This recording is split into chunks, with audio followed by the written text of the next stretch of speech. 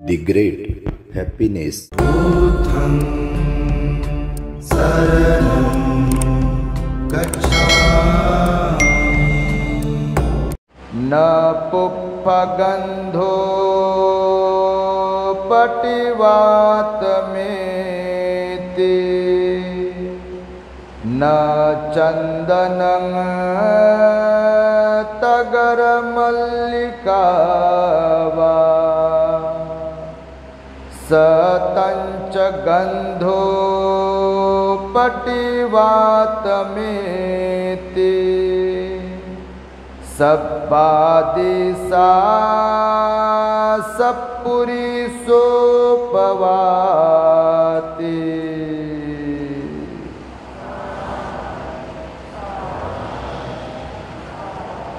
पुष्प, चंदन, तगर किंवा चमेलीचा सुगंध उलट दिशेने वाहत नाही, परंतु सत्पुरुषांचा सुगंध सर्व दिशांमध्ये दरवळतो. बुद्धवाणी धम्मपद. संपूर्ण विश्वाला ज्यांनी सुख, शांती, मानवता तथा दुःख मुक्तीचा आर्य संदेश दिला, असे ते दुःख मुक्तीचे मार्गदाता, दुःखमुक्त महामानव, महान कारुणिक तथागत भगवान सम्यक संबुद्ध तथागतांनी आपल्या शुद्ध प्रज्ञेतून निर्मिलेला सद्धम्म आणि त्यात सद्धम्माचा गेली 2500 वर्षांपासून सातत्याने अहोरात्र प्रचार आणि प्रसार करणारा पूजनीय भिक्खू संघ, या महान आणि सर्वश्रेष्ठ अशा त्रिरत्नांना प्रथमतः त्रिवार अभिवादन करतो. ज्यांच्या महान आणि असीम त्याग प्रभावामुळे आपल्याला जो हा अनमोल असा बुद्ध धम्म लाभला आणि ज्यांच्यामुळे आपल्याला हे एवढे मोठे वैभव प्राप्त झाले, असे महान युग प्रवर्तक, भारतीय राज्यघटनेचे शिल्पकार, परमपूज्य बोधिसत्व डॉक्टर बाबासाहेब आंबेडकर या महामानवाच्या महान अशा धम्मक्रांतीमध्ये संपूर्ण जीवनाला समर्पित करून आज या वर्षावास पर्वातील महान मंगलमय दिनी आपल्या अंबरनाथ पूर्व येथील धम्मदीप बुद्ध विहारामध्ये आयुष्मान, श्रद्धावान धम्म उपासक उपासिका अस्मिताताई गौरीशंकर नागदिवे यांची सुपुत्री आस्था हिच्या जन्मदिनाचे औचित्य साधून भंतेजींच्या धम्मदेसनेचे आयोजन करण्यात आलेले आहे. भंतेजींना भोजन, शिवर आदी दान देऊन महान पुण्य संपादन करण्यासाठी म्हणून भंतेजींना इथे निमंत्रित केलाय. तेव्हा माझ्या समवेत धम्ममंचावर उपस्थित असलेले पूजनीय स्थानिकचे पूज्य भंते काश्यपजी आणि सर्वच भिक्षू संघ तथा धम्मदेसना श्रवण करण्यासाठी अंबरनाथ परिसर, उल्हासनगर, ठाणे, बदलापूर आणि बऱ्याच ठिकाणावरून उपस्थित असलेले आपण सर्व श्रद्धावान उपासक उपासिका, बालक तथा बालिकांनो, तद्वतच दी ग्रेट हॅपीनेस या आपल्या यूट्यूब चॅनलचे सर्वच दर्शक, सर्वप्रथम तुम्हा सर्वांच्या प्रती मंगलमैत्री सद्भावना व्यक्त करतो आणि आपणा सर्वांच्या दुःखमुक्तीकरिता 2600 वर्षांपूर्वी तथागत भगवान बुद्धांनी सांगितलेल्या धम्मोपदेशास प्रारंभ करतो. आपण सर्वांनी शांत, एकाग्र आणि श्रद्धायुक्त चित्ताद्वारे या अनमोल बुद्धवाणीला आपल्या हित सुखाकरिता श्रवण करावे, ग्रहण करावे.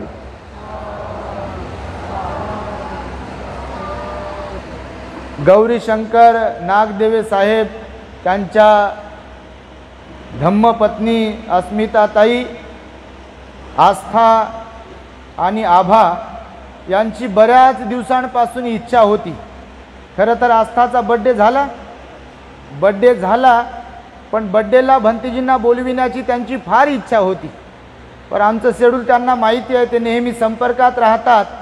पण त्यांची आग्रहाची विनंती होती, भंतेजी बड्डेला जरी पॉसिबल झालं नाही हरकत नाही, पण बड्डेच्या निमित्ताने, त्यांच्या सुपुत्रीच्या बड्डेच्या निमित्ताने तुम्हाला जेव्हा पॉसिबल होईल ती डेट आम्हाला द्यावी आणि उपकृत करावं. आणि त्यामुळे बड्डे होऊन गेला असला तरी देखील त्यांची इच्छा होती, त्यांची श्रद्धा होती, भंतेजींना धम्मदेसनेसाठी बोलवावे, त्यांना चिवर भोजन आदी दान देऊन आपण महान पुण्य संपादन करावे.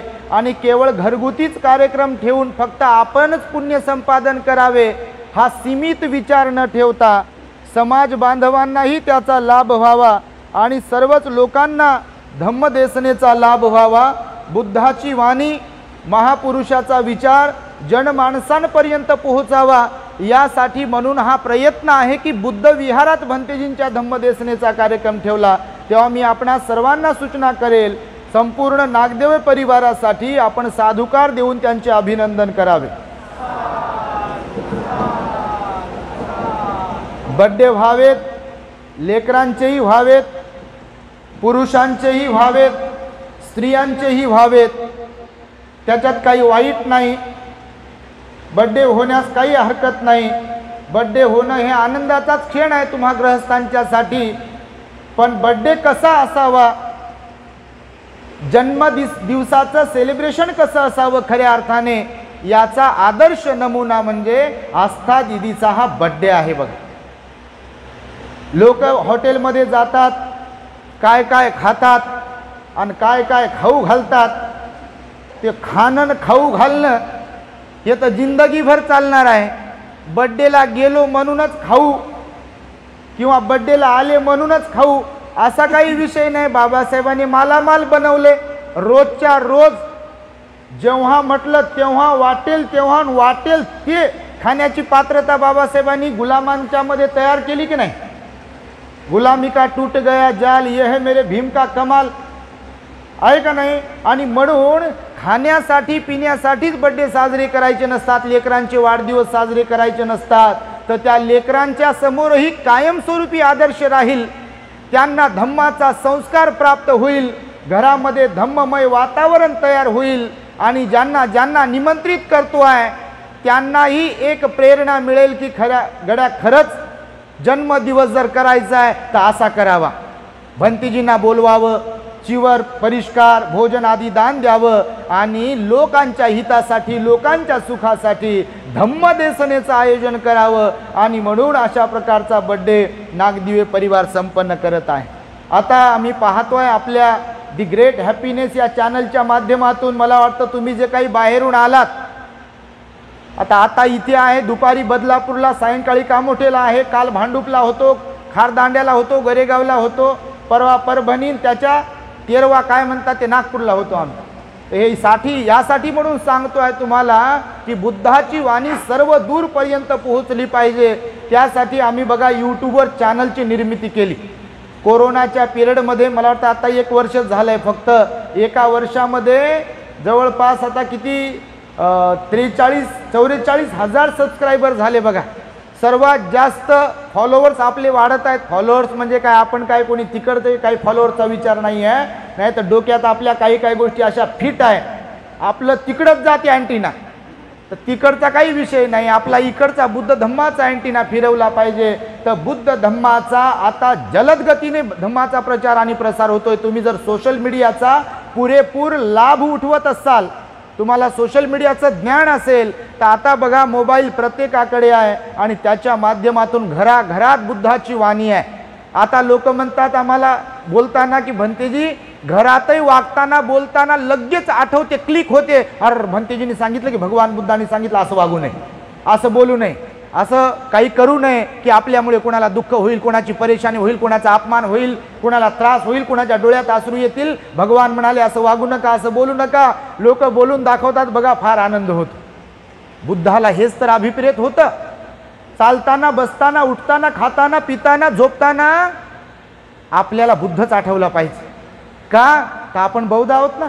बौद्ध कुणाला म्हणतात, तर ज्यांची त्रिरत्नांवरती श्रद्धा आहे त्यांना बौद्ध म्हणतात. आणि श्रद्धा म्हणजे काय, तर फक्त हात जोडण्यापुरती नव्हे, मेणबत्ती लावण्यापुरती नव्हे, अगरबत्ती लावण्यापुरती नव्हे, फुलं वाहण्यापुरती नव्हे, ध्यानच करण्यापुरती नव्हे केवळ. तर श्रद्धा असेल तर त्या भगवान बुद्धांनी आई म्हणून, वडील म्हणून, सासू म्हणून, सून म्हणून, सासरे म्हणून, जावई म्हणून, पती म्हणून, पत्नी म्हणून, मुलगा म्हणून, मुलगी म्हणून आपल्याला जे काही कर्तव्य शिकवलं आहे त्याचं आपण पालन करतो आहे का? जर करीत आहे तरच आपण धर्मवान आहे, तरच आपण धम्मवान आहे, तरच आपण श्रद्धावान आहे. हे मी तुम्हाला नेहमी सांगतो. मी यासाठी म्हणून बोलतो असं डिरेक्टली काही काही गोष्टी की समाजात खरंच लय लोक ध्यान करणारे आम्ही पाहतो आहे, लय लोक विहारात जाणारे आम्ही पाहतोय, लय लोक विहाराचे पदाधिकारी असणारे आम्ही पाहतोय.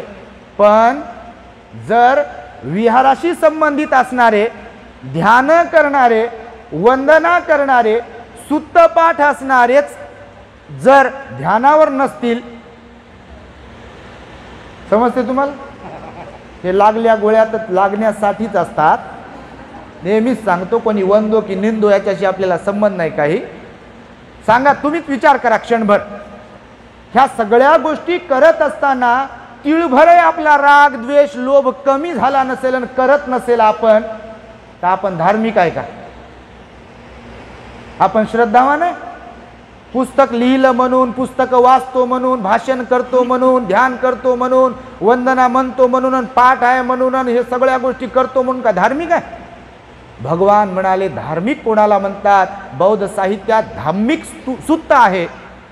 त्याच्यात सांगितलं भगवंताने की ज्यांचा काया वाचा मनावर संयम आहे, ज्यांच्यात विनम्रता आहे, ज्यांची 3 रत्नांना सोडून दुसरीकडे कुठंच श्रद्धा नाही, जे आपल्या कर्तव्याच्या पालनामध्ये कोणतीही कसूर करत नाहीत, त्यांना मी धार्मिक समजतो म्हणाले भगवान बुद्ध.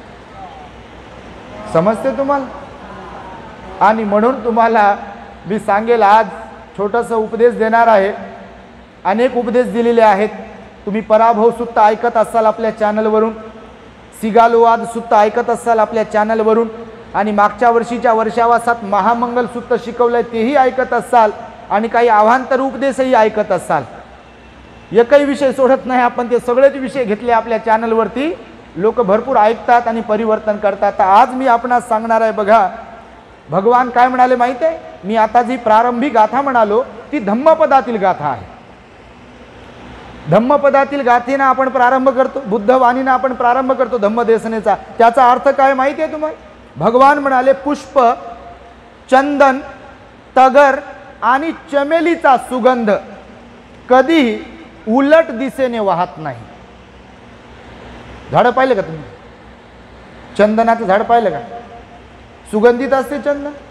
चमेली माहिती आहे का तुम्हाला? तगर माहिती आहे का तुम्हाला? पुष्प माहिती आहे का तुम्हाला? पुष्पा फुलल्यावर ते जर सुगंधित असेल तर त्याचा गंध, सुगंध हवेच्या उलट दिशेला वाहते. काय? समजा आता हे गुलाब आहे नाही का, हे सुंदर आहे बघा, गुलाब आहे, याला अजून कोणकोणते फुलं आहे. समजा हे सुगंधित आहे आणि हे फॅन आता इकडे हवा फेकत आहे, तर हे गुलाब जरी असला, चमेली जरी असली, मोगरा जरी असला, तर ह्याचा सुगंध तिकडे जाईल का? कोणीकडे जाईल? इकडेच जाईल. भगवान म्हणाले कोणत्याही फुलांचा सुगंध, चंदनाचा सुगंध, चमेलीचा सुगंध हवेच्या उलट दिशेला कधीही जाऊ शकत नाही. परंतु या जगतामध्ये जे कोणी सिलवान, सदाचारी, चारित्र्य संपन्न लोक आहेत, जे लोक सत्पुरुषांच्या सज्जनांच्या पंगतीमध्ये बसलेले आहेत, संगतीमध्ये बसलेले आहेत, त्यांच्या मात्र सुगंध जो असतो ना, त्यांचा सुगंध, त्यांच्या आचरणाचा सुगंध ह्या सगळ्या दिशांना पसरतो. बघा पसरतो का नाही? मुख्यच बसले तुम्ही तर बाबा. अहो खरंच तर पसरतो. आपले भगवान कुठे जन्मले? बोधिसत्व म्हणून लुंबिनी. आता कपिलवस्तू ना आपले लुंबिनी नेपाळमध्ये आहे. नेपाळ कुठं आहे? भारताच्या पलीकडचं राष्ट्र आहे की नाही आता. पण आज जरी सिद्धार्थ गौतम बोधिसत्व म्हणून लुंबिनीमध्ये जन्मले, गयेमध्ये त्यांना ज्ञान प्राप्त झाले, 45 वर्ष जवळपास संपूर्ण भारतभरामध्ये आणि जिथे कुठे गेले त्यांच्या वर्षावासाच्या दरम्यान त्यानंतर फिरत राहिले. अनेक लोकांना बदलवलं त्यांनी. परंतु आज किती वर्ष झाले आपल्या भगवंताला जाऊन येऊन? 2600 वर्ष झाले का नाही? 26 वर्ष पूर्ण झालेल्या नंतर सुद्धा देखील आज घराघरात, देशादेशामध्ये, नगरात, शहरात, गावात, स्त्रीमध्ये, पुरुषामध्ये, भिक्षूंमध्ये भगवान बुद्धाचं नाव काढलं की असे हात जोडल्या जातात. हा शीलाचा सुगंध आहे, हा सदाचाराचा सुगंध आहे, जो सर्व दिशांना पसरतो. फक्त नेपाळ पुरते मर्यादित राहिले का भगवान आपले? बुद्ध गयेपुरते मर्यादित राहिले का भगवान आपले? नाही, सर्व दूर पर्यंत. अहो, जे स्वतःला दुश्मन समजत होते भगवंताचे, तेही भगवंतांना वंदन करतात. तुम्ही बौद्ध साहित्य जर वाचलं तर ब्राह्मण, क्षत्रिय, वैश्य आणि शूद्र या चारही वर्णांतील लोक भगवंताला शरण आले का नाही? आले का नाही? तुम्ही तर कोण आले तिकडेच पाहता. भगवंताला लोक शरण येतात का नाही आज पण? तर हा शीलाचा सुगंध आहे, फुलाच्या उलट आहे हा. बाबासाहेबांचा जन्म झाला बघा कोकणामध्ये, सॉरी आपल्या महूला. कोकणामध्ये बालपण गेलं, मूळ गाव त्यांचं तिथे होतं. मुंबईमध्ये शिक्षण घेतलं, इथे राहिले, इथे काम पण केलं. औरंगाबादला कॉलेज बांधलं, नागपूरला दीक्षा घेतली, कुठे कुठे मोर्चा, आंदोलन, सत्याग्रह केला. पण बाबासाहेब केवळ महू गावापुरते, केवळ आंबावडे गावापुरते, केवळ दादरच्या त्या परळच्या दबक चाळीपुरते मर्यादित राहिले काय? आज डंका वाजलेला आहे बाबासाहेबांच्या नावाचा. कुठे? लंडन स्कूल ऑफ इकॉनॉमिक्समध्ये, कोलंबिया युनिव्हर्सिटीमध्ये बाबासाहेबांच्या नावाचा सिलेबस आहे. बाहेरच्या विद्यापीठांमध्ये, इथे जरी बाबासाहेबांचं नाव विद्यापीठांना देण्यासाठी लोक विरोध करीत असले तरी विदेशात मात्र गौरवाने, मोठेपणाने, सार्थ अभिमानाने बाबासाहेबांचं नाव घेतल्या जाते. त्यांचा सिलेबस आहे आणि त्यांच्यावर रिसर्च केल्या जाते. असे कितीतरी विद्यार्थी आहे की बाबासाहेबांवर ते रिसर्च करतात, संशोधन करतात, PhD करतात की नाही? हा शीलाचा, चारित्र्याचा, आचरणाचा सुगंध आहे. आणि भगवान बुद्ध म्हणाले, आपण केवळ फुलासारखे असता कामा नये. लय लोक म्हणतात तुम्ही तर गुलाबाच्या फुलासारखेच आहे, तुम्ही तर मोगऱ्याच्या फुलासारखेच आहे. फुलं चांगलंच आहे, नाव ठेवत नाही, पण फूल त्याचा सुगंध लिमिटेड एरियामध्येच फक्त पसरवू शकते. पण शीलाचा, सदाचाराचा, शुद्ध आचरणाचा सुगंध हा सगळीकडे पसरतो. करुणानंद म्हणते कुठले आणि तुम्ही कुठून कुठून आलात? ब्लड रिलेशनचा काही संबंध आहे का? पण तुमच्यात श्रद्धा निर्माण झाली ना भिक्खू संघाच्या प्रती, आणि तुमची श्रद्धा घरातच बसू दिली नाही. तुमच्या श्रद्धेनं सोमवार असून, आज सोमवारच आहे का, बसू दिलं का? बापा, मुंबईत कोर्टाची खळगी भरण्यासाठी आलेले लोक ठाण्यावरून, उल्हासनगरवरून, बदलापूरहून, कुठून कुठून तुम्ही आलात की नाही? काय कांबळे सर, कुठून कुठून आले तुम्ही? लांबून लांबून. कशामुळे आले? तर श्रद्धेमुळे आलेत. आणि श्रद्धा कुणाच्याही प्रती उत्पन्न होते काय मनात? होते काय? होत नाही. श्रद्धा त्यांच्याच प्रती उत्पन्न होते की ज्यांच्यामध्ये आपल्याला काहीतरी घेण्यासारखं वाटते, दिसते. कुणाच्या प्रती होते का उत्पन्न? आता तुम्ही टीव्ही पाहणारे असाल, चित्रपट, सिरियल, मालिका पाहणारे असाल. आता तुम्ही 2-3 घंटे पाहत असाल, ते त्याच्यातला अभिनेता, अभिनेत्री, काय काय जे असेल ते बिघडवणारं, ते जरी तुम्हाला आवडत असेल, बापा आवडत कोणाला नसेल? मी तर म्हणतो इथं आता तुम्ही नाही, तुम्ही तर लय चांगले. पण असे काही लोक असतात की प्रवचन सुरू आहे, वंदना सुरू आहे आणि मन रमत नाही, आणि घरात टीव्ही लावून देऊन मनासारखा पिक्चर किंवा सिरियल लागाव आणि तेव्हा भूक लागाव. नेमकी कुणाला प्राधान्य देईल? भाकरीला की टीव्हीला? टीव्हीला प्राधान्य देते. अरे देते ना, टीव्हीलाच प्राधान्य देतात लोक, म्हातारे पण, तरुण पण. कारण आवडीचा आणि वयाचा काही संबंध नाही आहे का? आता तुमच्यात बसलेले तरुणही आहेत, तरुणी पण आहेत आणि म्हातारे पण आहेत का नाही? तर मी यासाठी म्हणून सांगतो की श्रद्धा कुणावरही बसत नाही, की ज्यांच्याकडून आपलं जीवन जगण्यासाठी, आपल्या जीवनाचा उद्धार करण्यासाठी, आपल्या जीवनामध्ये आपल्याला सुख शांती मिळेल असं काहीतरी मिळते, असं जेव्हा आपल्याला वाटते. आता आपल्या नागदेव साहेबांकडे आम्ही होतो तर बघा काही महिला आल्या, भंतेजी म्हणे बापा प्रत्यक्ष तुम्हाला पाहतो आणि तुम्हाला काय सांगू आम्ही काय बदल झालात. ज्यांना भेटतो ते असंच म्हणते तुम्हाला काय सांगू काय बदल झालात. कुणाच्या पोरीत तर कुणाच्या पोरात तर कुणाच्या सुनेत तर कुणाच्या सासूत तर कुणाच्या सासऱ्यात तर कुणाच्या पतीत तर कुणाच्या पत्नीमध्ये बदल.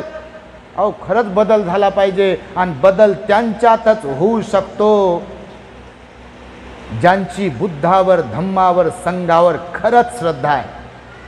नहीं तो खाली नाम के, सिर्फ नाम के तो बौद्ध यहाँ पर बहुत सारे मिलेंगे. कास्ट सर्टिफिकेट के वास्ते बौद्ध लिखने वाले तो बहुत मिलेंगे. तुझ्या रक्तामधला भीमराव पाहिजे या गाण्यावर नाचण्यासाठी बौद्ध म्हणून घेणारे तर लय आहेत इथे. नाहीत का? नाहीत? जयंती निघते का नाही तुमच्याकडे? बापा जयंतीला तर सारा अंबरनाथ येत असेल इथे, नाही का? येतातच. नाचायला लय आवडते, वाचायला कमी आवडते, नाही का? आणि त्याच्यात ऐकायला तर लयच कमी आवडते.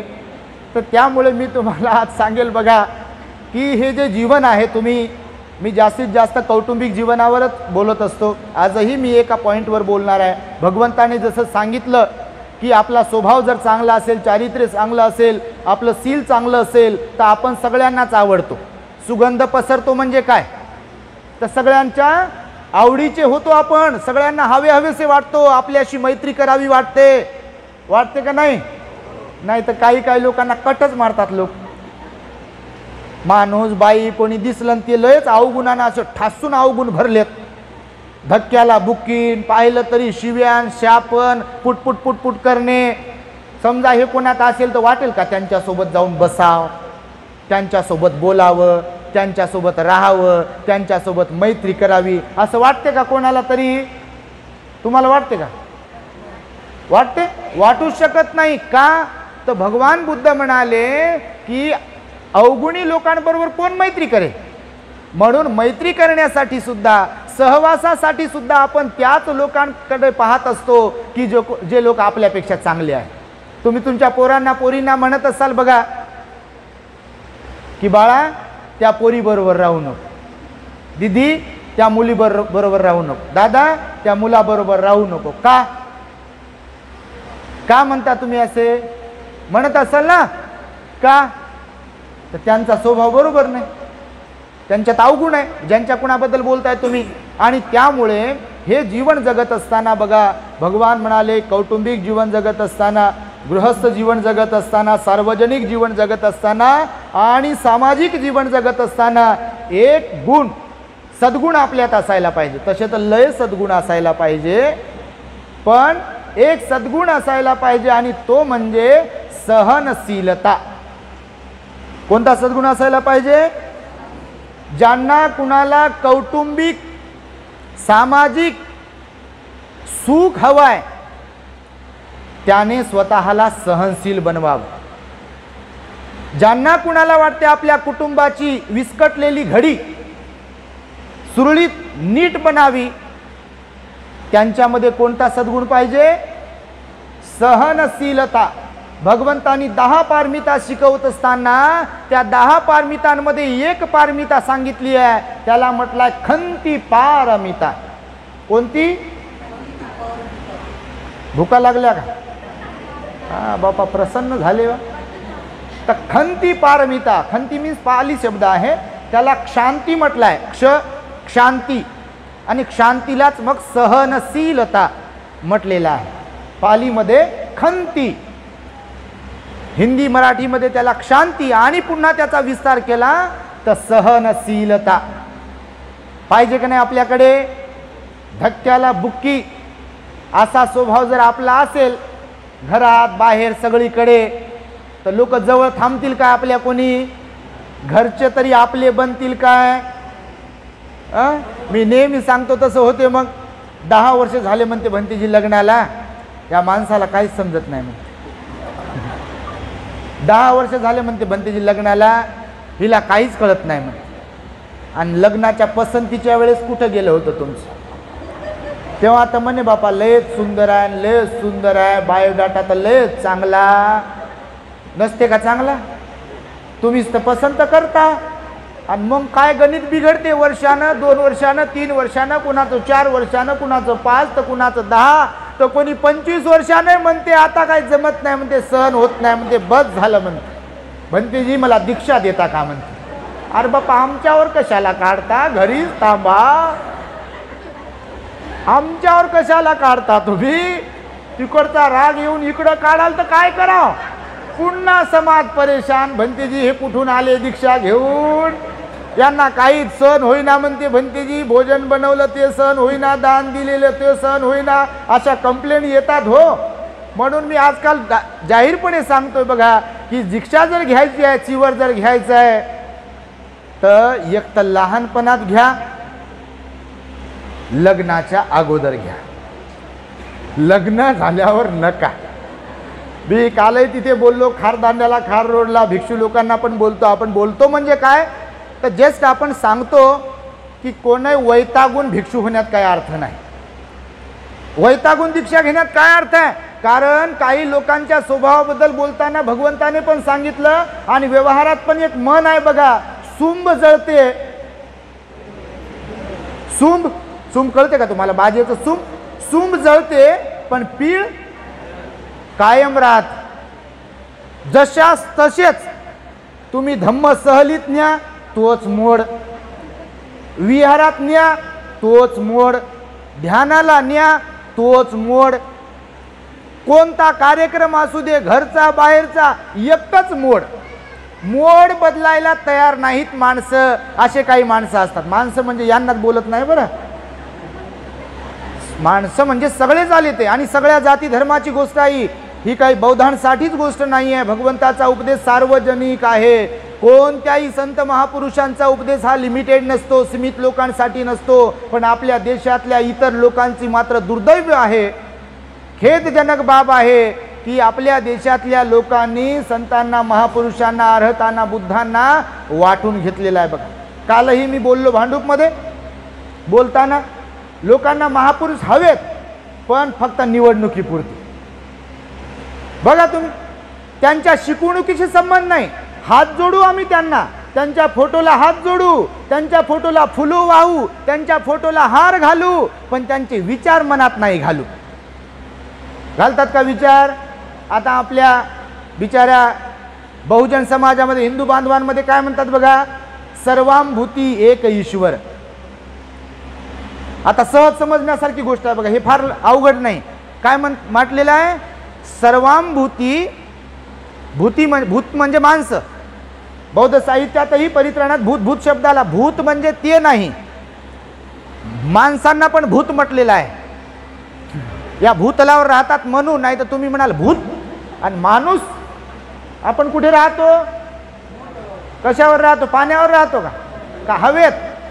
तर भूतलावर राहतो म्हणून भूत पण म्हटलेलं आहे. काही शब्द असे आहेत की एकाच अर्थाचे वेगवेगळे शब्द पण वापरलेले आहेत बघा. मराठीमध्ये पण एकाच अर्थाचे अनेक शब्द असतात की नाही समानार्थी, तर तसे. तर सर्वांभूती एक ईश्वर असं म्हटले जाते का नाही? मी म्हणतो माझ्या इतर बांधवांना, भगिनींना या शब्दाचा कधी तर अर्थ जाणव. जर सर्वांभूती एक ईश्वर आहे तर इथे बलात्कार का होता? सर्वांभूती एक ईश्वर आहे तर इथे नग्न धिंड का काढल्या जाते? सर्वांभूती एक ईश्वर आहे तर इथे चाकूनं, सूर्यानं कुणाला तरी कसं मारल्या जातं? सर्वांभूती एक ईश्वर आहे तर कुणाला तरी आडनावावरून का म्हणून डावलण्यात येतं? सर्वांभूती एक ईश्वर आहे का नाही? म्हणजे प्रत्येकात ईश्वर आहे असं म्हणणं आहे का नाही? आहे का हकीकतमध्ये? नाही आहे. आणि म्हणून मी तुम्हाला सांगतोय बघा की आपलं जीवन जगत असताना आपल्यामध्ये असायला पाहिजे ती सहनशीलता. सहनशीलता असली पाहिजे. तर भगवंताने सांगितलं बघा, असहनशील असण्याचे 5 दुष्परिणाम आहेत. किती ऐकत आहे ना तुम्ही? प्रसन्न चित्ताने ऐका बरं. घरचं गाठोडं इथे येऊन बसू नका, एकदम प्रसन्न मुद्रा ठेवा. गाठोडं घरी ठेवत जा बाहेर निघताना. समजते ना तुम्हाला? गाठोडं नेहमी सांगतो आपण, गाठोडं घरीच ठेवायचं कधी पण. ते घरीच ठेवलं पाहिजे, बाहेर नाही नेलं पाहिजे, नाही तर गणित बिघडते. मग लोक लगेच हटकतात. मग काय झालं तुम्हाला? 12 का बरं वाजले चेहऱ्यावर? आता वाजतात ना चेहऱ्यावर कोणाकोणाचे, घड्याळात तर एकदाच वाजतात. पण लोकांच्या चेहऱ्यावर तर लयच वेळेस वाजतात 12. मनाच्या विरुद्ध झालं की लगेच 12च. सेकंदाचा काटा, मिनिटाचा काटा आणि घंट्याचा काटा एकाच ठिकाणी असा, तोच मोड. चष्मा लावलेला त्याच चष्म्यातून पाहणारच. स्माईल नाही, इस्माईल नाही, हास्य नाही ना, काहीच नाही एकदम. मी नेहमी सांगतो, तुम्हाला जर निरोगी राहायचं असेल तर चेहऱ्यावर हास्य ठेवत जा. भगवंतानी हसण्याला मनाई केली नाही.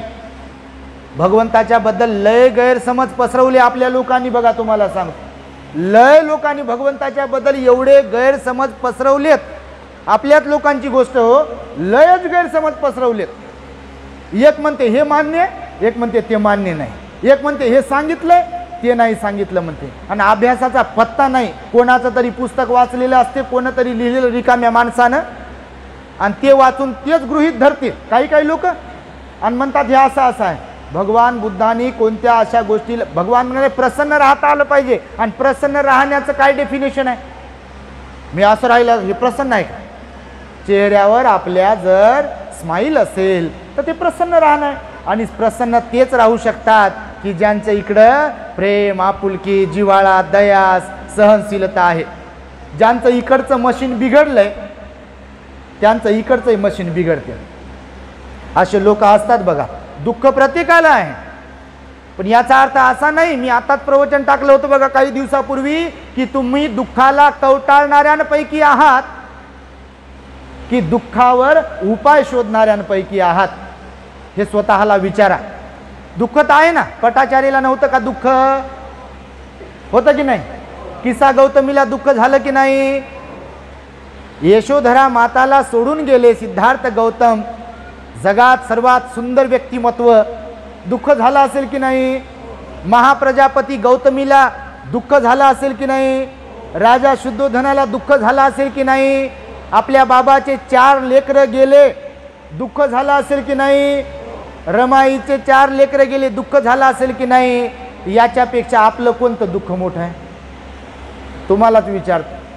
इथं बसलेल्यांपैकी असं कोण आहे की हे जे मी तुम्हाला 2-3च उदाहरण दिले ह्याच्यापेक्षा भयानक दुःख तुमचं आहे असं वाटते का तुम्हाला? खरंच वाटते का?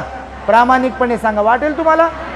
वाटू शकत नाही. आणि म्हणून बघा भगवंताने सांगितलं 5 दुष्परिणाम आहेत असहनशील असण्याचे, आणि सहनशील असण्याचे 5 सुपरिणाम आहेत. तर मी ते थोडक्यात सांगेल तुम्हाला. तर बघा, पहिला असहनशील असण्याचा काय दुष्परिणाम आहे माहिती आहे तुम्हाला? पहिला दुष्परिणाम आहे असहनशील असण्याचा, की असे असहनशील असणारे लोक सर्वांना अप्रिय असतात. असतात की नाही? सहनशील नसणारे बापा त्यांच्या वाटेत नका जाऊ म्हणतात. म्हणता का नाही तुम्ही?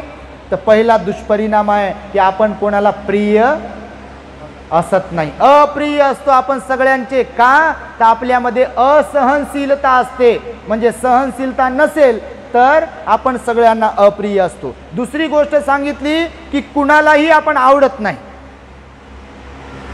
आवडतात का असे लोक? आवडतात? अहो बापा, लोक कंप्लेन करताना आता आम्हाला काही पर्सनल गोष्टी, लय पर्सनल गोष्टी सांगतात, सिक्रेट गोष्टी सांगतात. कारण मी सांगितलं एका प्रवचनात की आपलं दुःख, आपले प्रॉब्लेम्स अशा व्यक्तीला सांगा की जी व्यक्ती तुम्हाला सोल्युशन देईल, उपाय सांगेल त्याच्यावर प्रामाणिकपणे. अशा व्यक्तीकडे आपलं दुःख अजिबात मांडू नका. की जी व्यक्ती काड्या लावेल, काड्या टाकेल, इंधन टाकेल, रॉकेल टाकेल, घासलेट टाकेल, डिझेल टाकेल. आणि जगात 99% लोक तर असेच आहे. म्हणून तो विशाखा मिगार मातेला भगवान बुद्ध म्हणाले घरातला विस्तव बाहेर देऊ नको आणि बाहेरचा विस्तव घरात आणू नको. उपमेद्वारे सांगितलं ना. काय अर्थ सांगितला त्याचा? की घरात जर कुरबुर झाली, काही भांड्याला भांडं लागणारच आहे, तर जर झालं की लगेच मला शिव्या दिल्या, मला बोलले, माझा अपमान केला आणि माझाच अपमान केला, आणि मला जास्तच भांडे घासायला सांगितले, आणि मला झाडू मारायला सांगितलं. म्हणजे कोणती गोष्ट महिलांना सांगत नाही, पुरुषांची गोष्ट सांगतो. असं जर होत असेल धक्क्याला बुक्की, तर आपलं भलं होईल का? विशाखा मिगार मातेला उपदेश केला बघा, ते तुम्हाला सांगेल विस्ताराने कधीतरी मी, तो ऐका तुम्ही. अत्यंत सुंदर आहे. आणि म्हणून आपण असायला पाहिजे सहनशील, असहनशील नसायला पाहिजे. असहनशील असेल तर पहिला कोणता दुष्परिणाम सांगितला? आपल्याला सगळे लोक अप्रिय समजतात. आणि दुसरा दुष्परिणाम सांगितला की आपण कुणाला आवडत नाही. आता काही लोक असे की लोक बाहेरचे त्यांना लाईक करतात असं त्यांना वाटते. फेसबुकवर लाईक वाढल्यावर, फॉलोअर्स वाढल्यावर, इंस्टाग्रामवर फॉलोअर्स वाढल्यावर, लाईक कमेंट्स आल्यावर लोकांना वाटते बाहेरचे लोक तर लय मानतात बापा मला. इथं आल्यावर तर माझं नाव घेतलं, फूल दिलं, हार दिला माझ्या गळ्यात, खुर्ची दिली, असं बाहेर गेल्यावर वाटते लोकांना. भगवान म्हणाले ती हकीकत नाही आहे. हकीकत असते काही? हकीकत नाही. तर भगवंताने सांगितलं की काही लोक असे असतात की त्यांच्या स्वतःच्या घरातले लोकही त्यांना गिनत नाहीत का? असे लोक आहेत की नाही? पोरगा मानत नाही, पोरगी मानत नाही, सून, सासू, सासरे जे कोणी घरातले असतील कवडीची किंमत देत नाहीत. आणि अशा लोकांचा बाहेर सत्कार जरी केला तो खरा सत्कार आहे का? तुम्हीच सांगा. खरा सत्कार आहे म्हणाल ते?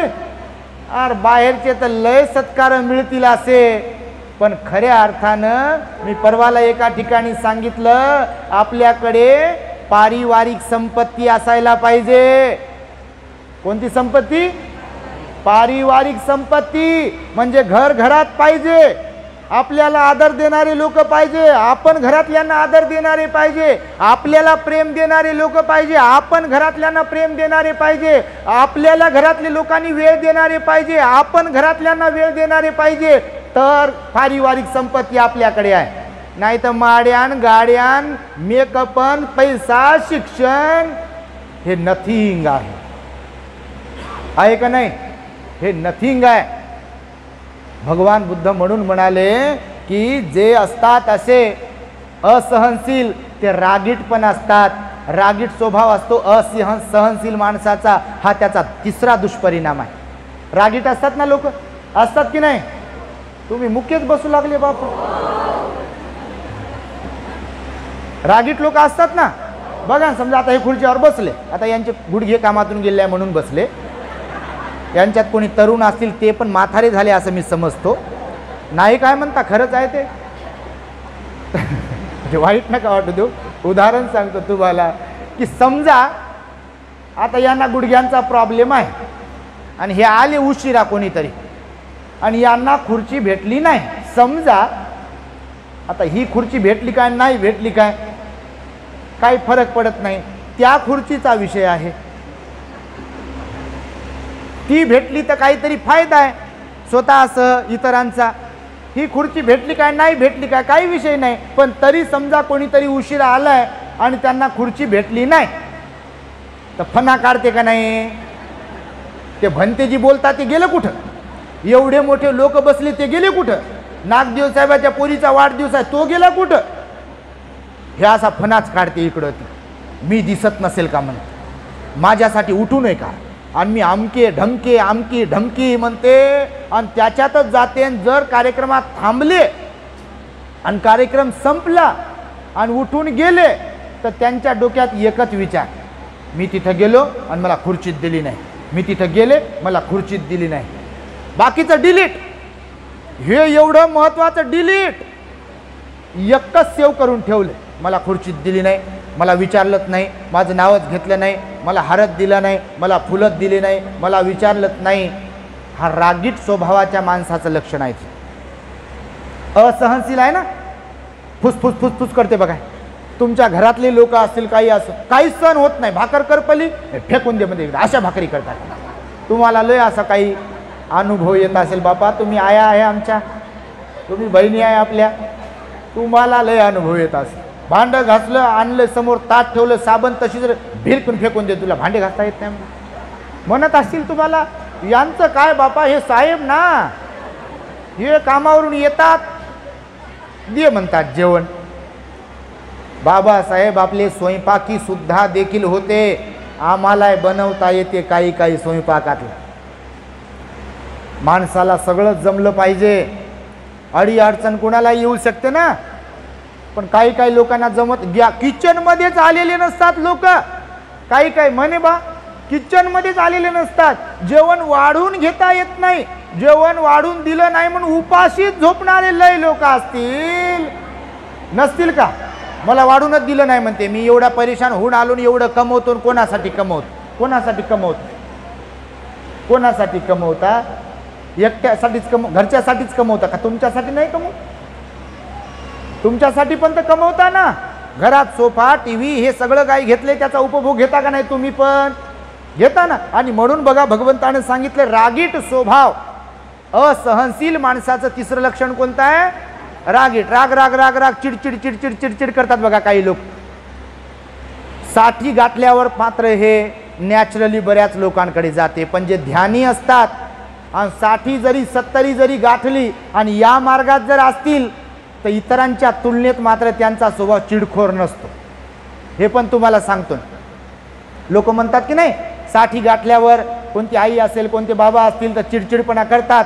पण मी सांगतो तेच चिडचिडपणा करतात की ज्यांच्याकडे बुद्ध धम्म माहीत नाही, ज्यांना ध्यान माहीत नाही. म्हणून तुम्ही 60 गाठली नसलेले जेवढे काही असाल तर आतापासूनच धर्मवान बना, ध्यानी बना, सिलवान गुणवान बना. म्हणजे तुम्ही चिडचिड खोड बनणार नाही, तुम्ही रागराग करणारे बनणार नाही. तर म्हणून तिसरं सांगितलं की रागीट स्वभाव असतो असहनशील माणसाचा. चौथं सांगितलं पश्चाताप करणारे असतात असहनशील लोक. कसे असतात? पश्चाताप करणारे. कुठे करतात पश्चाताप माहिती आहे का? जसं की इथं आलेत, आता तुम्ही नाही पण तुमच्यात समजा असं कोणीतरी असू शकते, कारण सगळेच लोक ना श्रद्धावान असतात, ना धार्मिक असतात, ना ऐकून घेणाऱ्यांपैकी असतात. फार कमी लोक असे असतात, जास्त असे असतात की ऐकून घेण्याची सवय नाही. असं की नाही? तर इथं कोणी समजा बसलेला असेल असे की बसलेत तर सही, आणि इथून बसलेत आणि क्षणाक्षणाला त्यांच्या मनात पश्चाताप येऊ लागला. काय गड्या इथं बसलो आपण, काय गड्या बोर होऊ लागलं इथे, अरे गड्या मांडी घालून बसला, सोफा आपल्या घरी एवढा भारीचा सोडून इथं येऊन मांडी घालून बसलो फरशीवर. हे पश्चाताप. अशा प्रकारे पश्चाताप करतात कोण? जे असहनशील आहेत. करतील का नाही? बिलकुल करतील. वेळ वाया गेला म्हणतील, चित्रपट पाहायचा राहून गेला म्हणतील, बापा सिरियल लागते नेमकं नागदिवे साहेबाला कळू नाही का? 12 वाजता आणि 1 वाजता कुठं प्रवचन ठेवाव का? आवडीचं सिरियल गेलं ना आपणला आता. हे पश्चाताप आहे का नाही करून घेणं? तर भगवान म्हणाले असहनशील असणाऱ्यांमध्ये हा चौथा दुष्परिणाम असतो की त्यांना पश्चाताप होतो. धार्मिक ठिकाणचा पण पश्चाताप होतो. काही एक माऊली त्या दिवशी म्हणे भंतेजी यूट्यूबवरून तुमचे प्रवचन ऐकते म्हणे, मी उपोषत माहीत नव्हतं मला, मी उपोषत पालन करते म्हणे, मी तरुण आहे म्हणे आता, आणि तुमच्यामुळे हे सगळं कळालं म्हणे. मला अगोदर खरंच काही माहिती नव्हतं, पण मी उपोषत करते. मी रोज सकाळी लेकरांना घेऊन भगवंतासमोर बसून वंदना करते. हे माझ्या नवऱ्यालाही आवडत नाही, सासूलाही आवडत नाही आणि सासऱ्यांनाही आवडत नाही. याच्यावर उपाय आहे का म्हणे भंतेजी काय? मी म्हटलं बाई काही दुखणे असे असतात की त्याच्यावर उपाय औषधच नसते. काही लोकही असेच आहेत, चांगल्याला वाईट आणि वाईटाला चांगलं मानणारे. तुमच्या कोणाच्या घरी असे असतील तर ते लय डेंजर औषध, त्यांना कोणतंच लागू होत नाही. नसतील का असे? नाहीत का असे? आहेत ना. वंदना घेतलेली आवडत नाही. एका ठिकाणी विहार, त्या विहारात रोज वंदना होते, आपलेच लोक बाजूला, आणि ते म्हणते काय किरकिर लावली म्हणे त्या लोकांना, आपल्या लोकांना. दुसऱ्याचं काय बोलता आपण? टीका टिप्पणी करत नाही इतरांवरती. इतर लोक धार्मिकतेच्या बाबतीत खूप चांगले आहेत. तुमच्या माहितीसाठी जगजाहीरपणे मी सांगेल तुम्हाला, इतर लोक धार्मिकतेच्या बाबतीत आपली धर्म परंपरा, आपली श्रद्धा टिकवण्यासाठी फार चांगले आहेत. आपल्या लोकांना नावत ठेवण्याची सवय लागली, अवगुण आपल्या लोकांना पोखरत आहे असा. ज्यांना केवळ नाव ठेवण्याची त्रुट्या काढण्याची सवय लागली ना, ते आपल्या धर्मातल्या या गोष्टींना सोडत नाहीत बघा. भंतेजी बरोबर नाही म्हणते, विहार बरोबर नाही म्हणते, विहारात जाणारे बरोबर नाही, ध्यान करणारे बरोबर नाही, सेंटर बरोबर नाही, दान देणं बरोबर नाही, पुण्य बरोबर नाही, उपोषण बरोबर नाही म्हणतात लोक. रिकाम टेकडे लोक आहे म्हणतात, म्हणत नाही, म्हणतात ना. अहो आम्हाला म्हणायला बसले लोक रिकाम टेकडे, तुम्हाला काय सांग. पण आपण भगवान बुद्धाचे पुत्र आहोत, नाही का, बाबासाहेबांचे लेकर आहोत. मी सुरुवातीलाच तुम्हाला म्हणालो, कोणी वंदो अथवा निंदो. काल त्या खारदांड्यामध्ये बोललो मी, तिथं विपसनाचार्य गोयंका गुरुजींच्या घरातले लोक होते काल, तिथे पण बोललो की ध्यान केव्हा लागू शकते तुमचं, ध्यानासाठी टर्म्स आणि कंडिशन्स काय आहेत. तर हे यासाठी म्हणून सांगतो तुम्हाला, विषयांतर होते म्हणून मी सांगत नाही विस्ताराने. पण आजही असे लोक आहेत की पश्चाताप करून घेणारे. त्या औरंगाबादमध्ये मिलिंद कॉलेजवरती एक कार्यक्रम होता आत्ता काही दिवसांपूर्वी. एक दुसऱ्या समाजातून आपल्या समाजात आलेला सुंदर असा एक माणूस आहे, मूर्त्या वाटप करते. तर धर्मांतर करायचं होतं काही लोकांना तिथं. तर तो माणूस म्हणे, हिरो पहिल्या 5-6 प्रतिज्ञा घेऊ नका म्हणे भंतेजी. माहिती आहे का तुम्हाला ही गोष्ट. आपले लोक हुरळून जाणारे आहेत. हुरळून जाणे समजते ना तुम्हाला, हुरळून जाणारे लोक आपले. काही वेगळं दिसलं, वा वा वा वा वा, अरे बाप, असं का, दीक्षा घेतली का त्यांनी, आणि हिरो आहेत का, फुकट मूर्त्या वाटप करतात का, असं करतात का, तसं करतात का. शहानिशा केली पाहिजे, शहानिशा केली पाहिजे. हुरळून जाणाऱ्यांपैकी नसलो पाहिजे आपण. समजते तुम्हाला मी काय बोलतोय ते. शहानिशा केली पाहिजे, पारख असली पाहिजे आपल्याकडे, पारख. बोलताना माणसांना ओळखणाऱ्यांपैकी आपण असलो पाहिजे. 5-10 मिनिटाचा सहवास ज्यांच्यासोबत आहे त्यांना ओळखणाऱ्यांपैकी आपण असलो पाहिजे.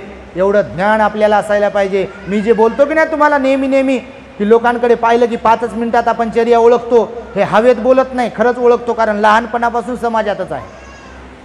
कोण ओरिजिनल श्रद्धावान आहे, कोण डुप्लिकेट श्रद्धावान आहे हे समजते आपल्याला.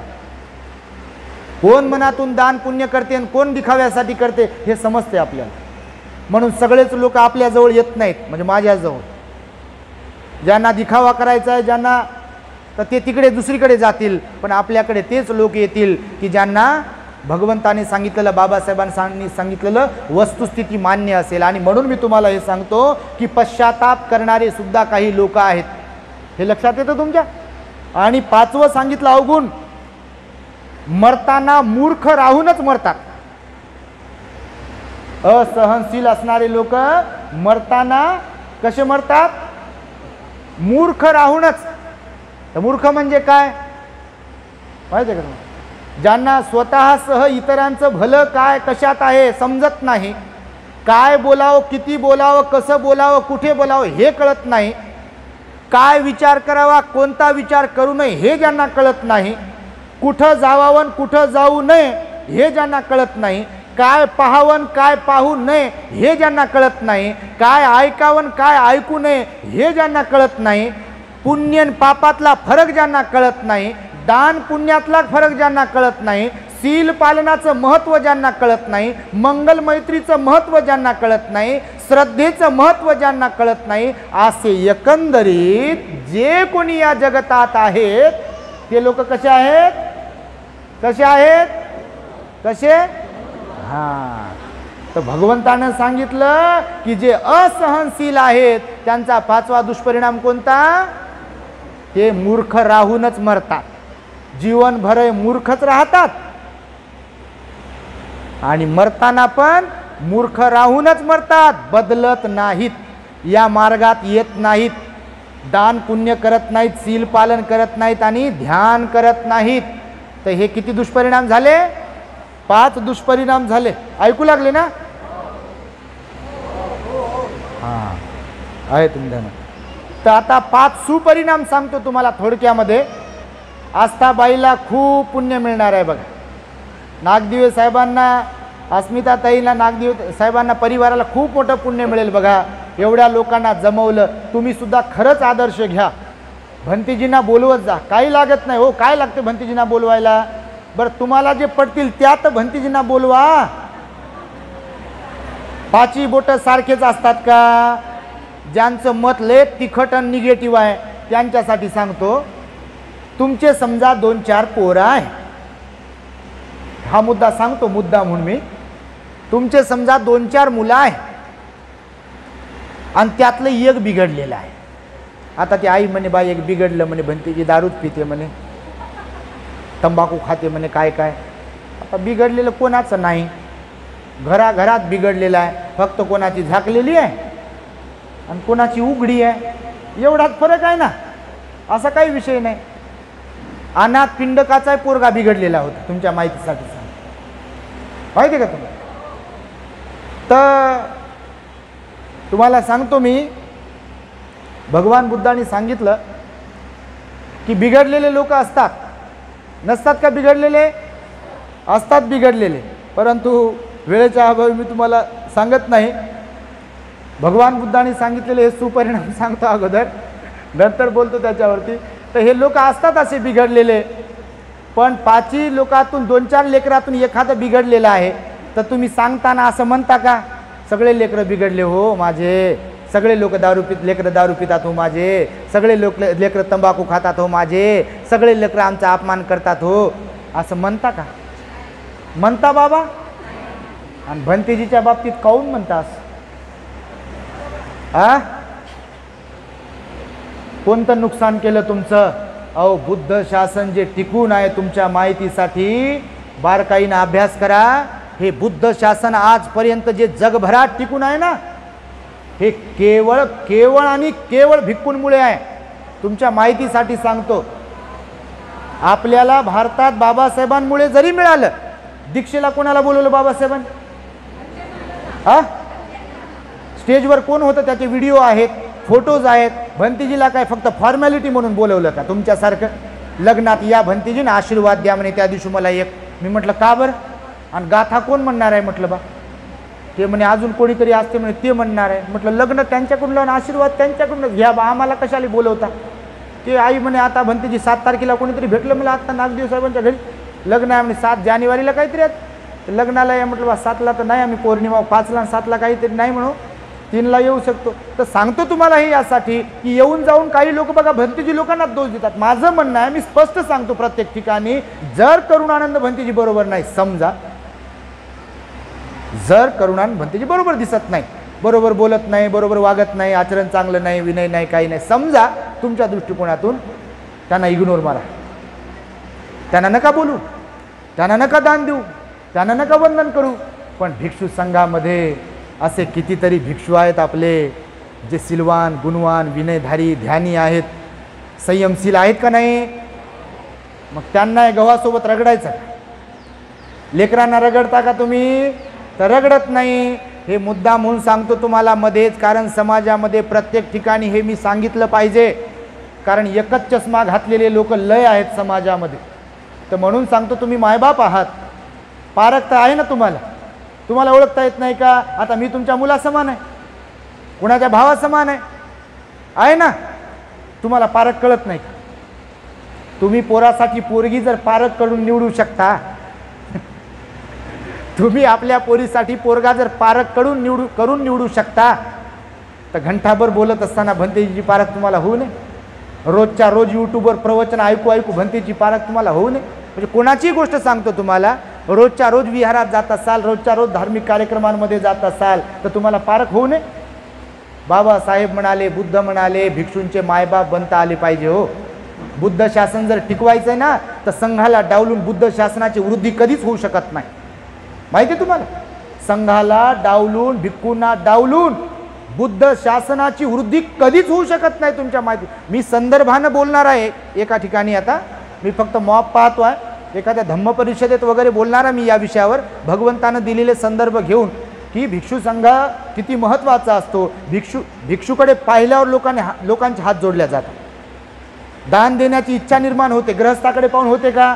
प्रामाणिकपणे सांगा तुम्ही. म्हणजे नाव ठेवत नाही गृहस्थाला आपण, पण गृहस्थ किती शिलवान असेल, गुणवान असेल, पण त्यांच्याकडे पाहून हात जोडावं, त्यांना पंचांग प्रणाम करावं, त्यांना दान पुण्य करावं, त्यांना घरी भोजनाचं निमंत्रण द्यावं असं वाटते का प्रत्येकाला? का ह्यांनाच पाहिल्यावर का वाटते असं? तर ही भगवंताने दिलेली अर्हताची ध्वजा आहे. हे मुंडन आहे, गृहत्याग आहे, घरदार सोडणं आहे, वरवर कर्णिका होईना. काही नियम असतात, सील असतात आणि त्यामुळे भगवान म्हणाले लोकांची सहज श्रद्धा निर्माण होते. तर सुपरिणाम सांगतो आणि थांबतो. तर पहिला सुपरिणाम आहे, ज्यांच्यात सहनशीलता असते ते लोक सगळ्यांना प्रिय असतात. असतात का नाही? सगळ्यांना प्रिय. बघा काही लोक सांगतात भंतेजी आमची सासू लय चांगली आहे. काही लोक सांगतात भंतेजी आमच्या सुना लय चांगल्या आहे. तुम्हाला हे पण सांगतो म्हणजे उलटच नाही आहे, असं पण आहे. काही माझ्या आया खरोखर कौतुक करतात माघारी, भंतेजी मी लय पुण्यवान आहे, मला लेकीसारख्या सुना लाभल्या. काही माझ्या बहिणी लय पुण्यवान आहे की सासूच्या रूपात त्यांना आया लाभल्या. नाहीत का अशा? तुमच्याही घरात असतील असे बाबा लय पुण्यवान आहे, त्यांना लेकीसारखी सून मिळाली. अशा सुना लय पुण्यवान आहे की त्यांना सासऱ्याच्या रूपात वडील मिळाले, दिराच्या रूपात भाऊ मिळाले, भायाच्या रूपात भाऊ मिळाले, भाऊजाईच्या रूपात आई मिळाली. भाऊजाईच्या रूपामध्ये आई मिळणं ही मोठी कठीण आहे. ते लोक पुण्यवान आहेत की ज्यांना घरात घर ठेवता येत, आपल्या माणसांची किमान आपल्या माणसांची मन जिंकता येतात. मी नेहमी हेच बोलतो, पैसे कमवणं लय सोपं आहे, नोकरीला लागणं एखाद्या वेळेस लय सोपं आहे, लेकरं जन्माला घालणे लय सोपं आहे, गाड्या घेणं, साहेब बनणं, मॅडम बनणं, आमदार बनणं, खासदार बनणं, सरपंच बनणं, नगरसेवक बनणं, हे सगळं बनणं लय सोपं आहे. एक सच्चा इमानदार प्रामाणिक कर्तव्य दक्ष माणूस बनणं हे लय अवघड आहे. खरं की खोटं? तुम्ही कोणत्याही जातीचे असाल, आपल्या नागदेवताईच्या मैत्रिणी पण इथं आलेल्या आहेत, इतर समाजाच्या बिचाऱ्या भगिनी आहेत, त्या लांबून आल्या, इतर पण आल्या असाल तुम्ही कोणी, तर बघा ही शिकवण काही कोणत्या एका धर्मापुरती नाही आहे. मी नेहमी सांगतो हे खरं की खोटं? मी आता सांगितलं तुम्हाला, जगाचे बनू हो आपण, जग सॅल्यूट करेल आपल्याला, जग नमस्कार करेल आपल्याला, जग झुकेल आपल्याला, जग आपली चपरासी करेल. पण भगवान म्हणाले तुम्हाला आईचं, बापाचं, भावाचं, पत्नीचं, पतीचं, मुलांचं बनता आलं पाहिजे. आपण किमान आपल्या लोकांचे बनू शकत नाही तर दुनियाचे बनून काय करता? उपयोग आहे काय? आणि 99% मी सांगतो तुम्हाला इथे बसलेले पण कोणाला लय वाईट वाटत असेल, मी सांगतो तुम्हाला मनातल्या मनात वाटते ना वाईट ऐकल्यावर असं, कारण अशा काही चुका झालेल्या असतात लोकांच्या आणि गाडी लय पुढे आलेली असते. आता निघून साप निघून गेला, आता लईच्या मनात की सापाला मारायला पाहिजे होतं, सापाला मारायला पाहिजे होतं, आणि साप निघून गेला आणि त्या फरकांडीला मारू मारू मारू मारू दोष देऊ देऊ काही उपयोग आहे का? आहे का उपयोग? काही उपयोग नाही. म्हणून वेळेच्या अगोदर आपल्याकडून चुका घडणार नाहीत, चुका होणार नाहीत याची दक्षता बाळगा. आपल्या लोकांची व्हा ना, प्रेमाने राहा हो, सगळ्यांशी प्रेमाने राहा. मी तर नेहमी सांगतो अहो प्रेम म्हणजेच धर्म आहे, आपुलकी म्हणजेच धर्म आहे, जिव्हाळा म्हणजेच धर्म आहे, दया म्हणजेच धर्म आहे, करुणा म्हणजेच धर्म आहे, मैत्रीतच संपूर्ण धम्म आहे म्हणाले भगवान बुद्ध. वाचला का तुम्ही बुद्ध आणि त्यांचा धम्मग्रंथ? लिहिलं बाबासाहेबांनी, मैत्री म्हणजेच संपूर्ण धम्म. याचा काय अर्थ लावता तुम्ही? मैत्री म्हणजे काय? आपल्या समान इतरांना समजणे, आपल्या मनात समोरच्या लोकांच्या सगळ्या प्राणी मात्रांच्या प्रती दया, प्रेम, आपुलकी, जिव्हाळा, परोपकाराचा भाव असणे त्याला मैत्री म्हणतात. ही दोस्ती, फ्रेंडशिप म्हणजे मैत्री नव्हे. जिव्हाळा, आपुलकी त्याला मैत्री म्हणतात. आणि प्रेमाने जगाला खरंच जिंकता येत. मी रिपीट करू हे बोलत असतो प्रत्येक ठिकाणी. वैर जिंकाव प्रेमान, युद्धान वाढते युद्ध, शाक्य कोलिया संघर्षिते वदले गौतम बुद्ध, नहीं वेरे न वेरानी सम्मन्ति कुदाचनं अव्ययेन च सम्मन्ति ये स धम्मो सनातनो. ही बुद्धाची वाणी, ही बुद्धाची वाणी आहे. भगवान म्हणाले वैराने वैर कधी शांत होऊ शकत. प्रेमाने जिंका तुम्ही, कोणी असो. तुम्ही जर वैर मनात बाळगत असाल, गाठी मारून ठेवाल ना, त्याचा दुष्परिणाम तुम्हाला स्वतःला अगोदर भोगावा लागेल. तुमचा बीपी हाय होत राहील, हायपर टेन्शन होईल तुम्हाला, तुमचा चेहऱ्याचा हावभाव बिघडत राहील. बघा तुम्ही, जे लोक क्रोधी असतात, चिडखोर स्वभावाचे असतात, रागीट असतात, द्वेष करणारे असतात, जळणारे असतात, ईर्ष्या बाळगणारे असतात, संशय करणारे असतात, त्यांची चर्या लय बेकार असते. तुम्हाला नॅचरली सौंदर्य जरी लाभलेलं असेल, पण मन जर गढूळ असेल ना, तर चेहरा बघा असा कसा तरी असतो. मी नेहमी सांगतो. आणि जर नैसर्गिकरित्या चेहरा जरी असा काळवट म्हणजे काळा वगैरे असेल, पण जर मन निर्मळ असेल ना, तर भावमुद्रा अशी प्रसन्न असते. आणि ते आपण बनवू शकतो. या चेहऱ्याला तर बदलवू शकत नाही. कोणती क्रीम जरी लावली तर तात्पुरतंच फक्त. थांबा म्हणते, नवरी येऊ लागली म्हणते, ते कुठं गेली म्हणते, काय म्हणते ते, हां पार्लरमध्ये गेली म्हणते. बनते जी 5 मिनटं थांबा. मी म्हटलं बा तिथं अर्धा तास लावला काय आणि 1 तास लावला काय, आणि याला कोणता रंग लावू लावू, लेप लावू लावू, रंग लावू लावू, लेप लावू लावू, किती जरी सजवलं, 2-3 तास जरी सजवलं, दुसऱ्या दिवशी सकाळी झोपेतून उठाव आणि आरशासमोर पाहावं. मग ओरिजिनल रूप जे असते ते आपलं ओरिजिनल रूप आपल्या समोर येईल. आहे का नाही. हे यासाठी म्हणून मी सांगतो आहे की आपल्याकडे खरंच समजदारपणा, सहनशीलता असायला पाहिजे. सहनशीलतेला धरूनच आहे म्हणूनच बोलतो. घरातही सहन करायला शिका ना. पण याचा अर्थ असाही नाही की कोणतरी टॉर्चरच करत राहावं, कोणीतरी भांडतच राहावं, कोणीतरी मारतच राहावं, कोणीतरी शिव्यात देत राहाव्या, कोणीतरी अपमानितच करावं. आणि मग भंतीजींना तर सांगितलं सहनच करा, सहनच करा. तर असा विषय नव्हे, पण छोट्या मोठ्या गोष्टीला जिथे पाहिलं तिथे हाच स्वभाव ठेवू नये. समजलं तुम्हाला. समजा आता इथे बसलात, कोणीतरी आलं बसलं, गुडघ्याला लागलाय, हां ते ऐकणं सोडले, कुठून आलं तुम्ही समजत नाही का तुम्हाला. आहे का सहनशीलता. नाही सहनशीलता. ध्यानाला बसले आणि पुढून कोणीतरी गेलं, आपण समजतं का तुम्हाला. मी ध्यानाला बसलो. कोणत्या ध्यानाला बसले बापत.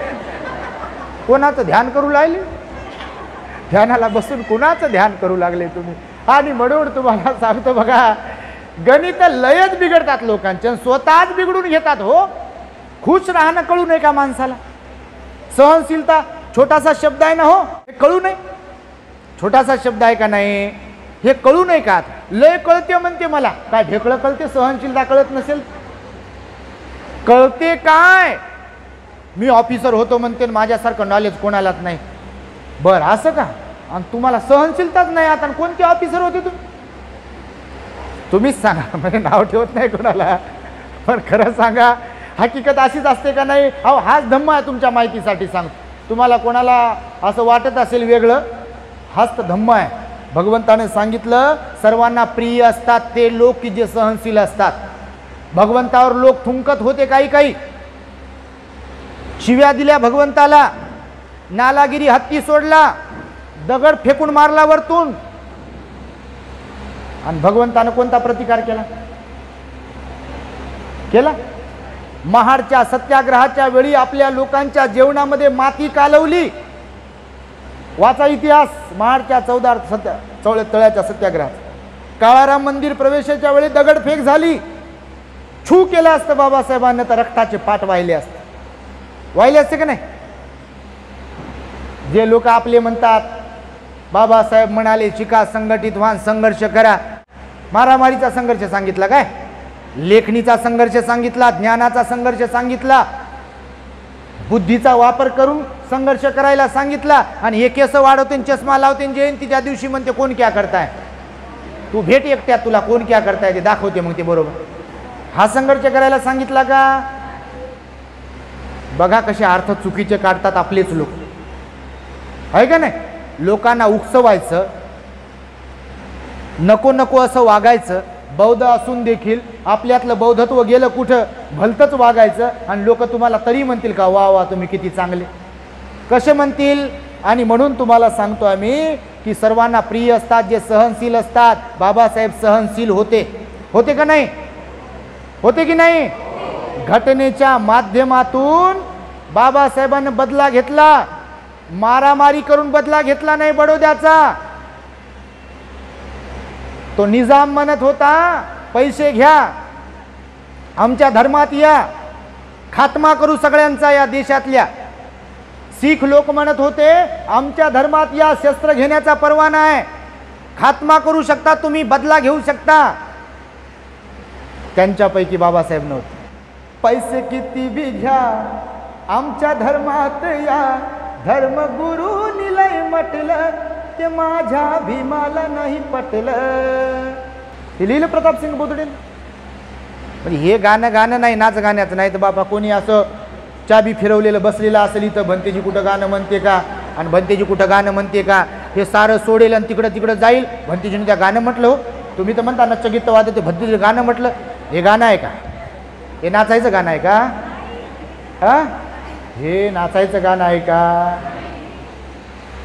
बाबासाहेबांचं गाणं नाचायचं नाही आहे, भगवंताचं गाणं नाचायचं नाही आहे, नाचण्यासाठी नाही गाणं, स्वतःची ट्यूब पेटवण्याचं गाणं आहे.